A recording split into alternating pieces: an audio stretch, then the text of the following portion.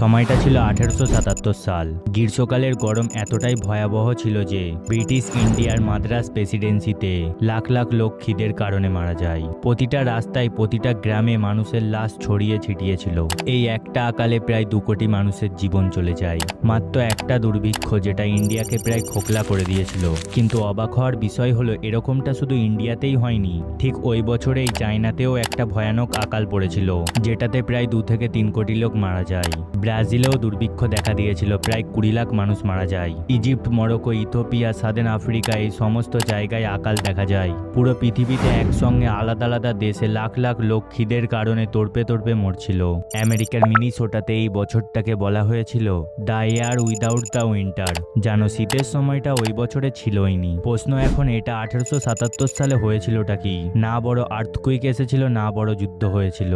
আসলে এটা একটা ন্যাচারাল ফিনোমিনা ছিল, যেটা হাজার হাজার কিলোমিটার দূরে পেরুকি কোস্টে সমুদ্রের একটা ছোট্ট মতন অংশে শুরু হয়েছিল।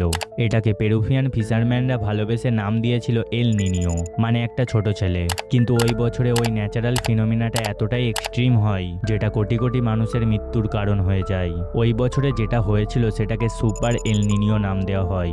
আর আজ 2026-এ প্রায় 140 বছর পর এটা ফিরে এসেছে। ইউরোপের সব থেকে বড় ওয়েদার ফোরকাস্টিং সেন্টার ECMWI এর লেটেস্ট মডেল বলতেছে আগের 140 বছরের সব থেকে বড় এল নিনিও আসতে চলেছে। কিছু এক্সপার্ট তো আবার এটাকে মেঘা এল নিনিও বলতেছে। আর বলা হচ্ছে 2026-এর গরমকাল মানব জীবনের সব থেকে ভয়াবহ গরম হতে চলেছে। এই মুহূর্তে বিশ্বের 20টি উষ্ণতম শহরের মধ্যে 19টা শহর ভারতের মধ্যে, আর একটি শহর অন্য দেশে, তাও আবার নেপালে।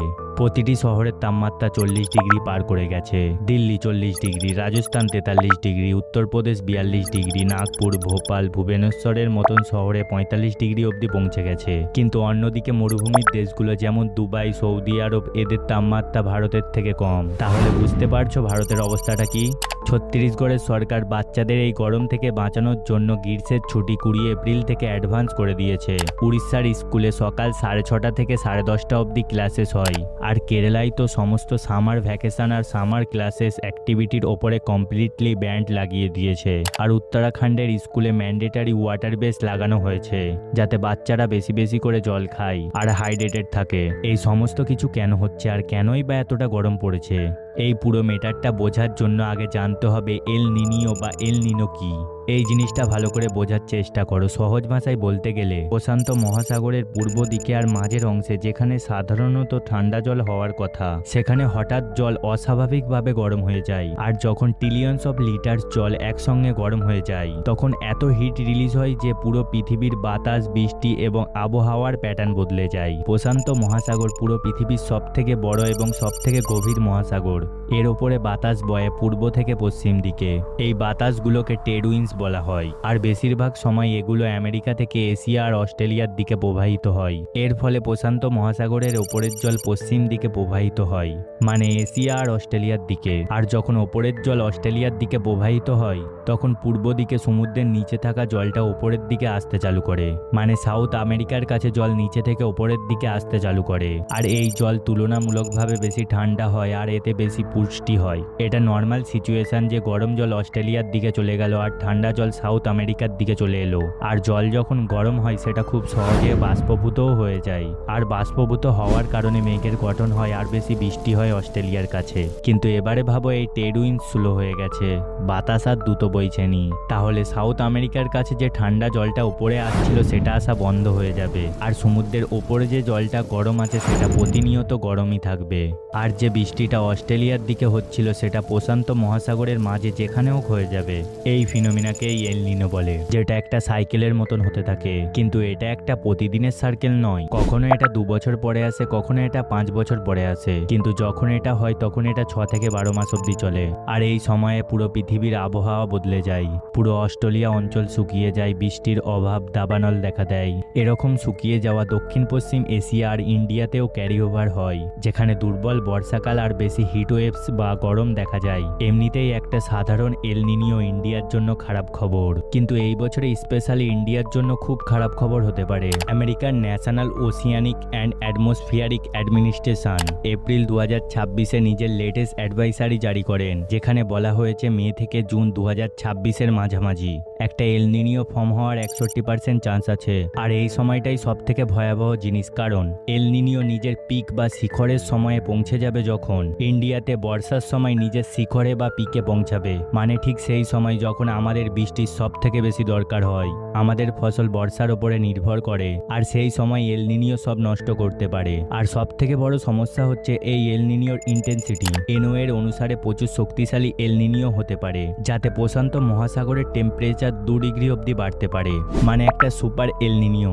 এবারে তোমার শুনে মনে হচ্ছে মাত্র 2 ডিগ্রির ব্যাপার, তো তাই তো? সমুদ্রের কয়েক হাজার কোটি লিটার জল 2 ডিগ্রির বেশি গরম হওয়া মানে একটা প্রচুর বড় পরিবর্তন আনে। আর আমাদের দেশে গরমে কতজন মানুষ মারা যায় জানো?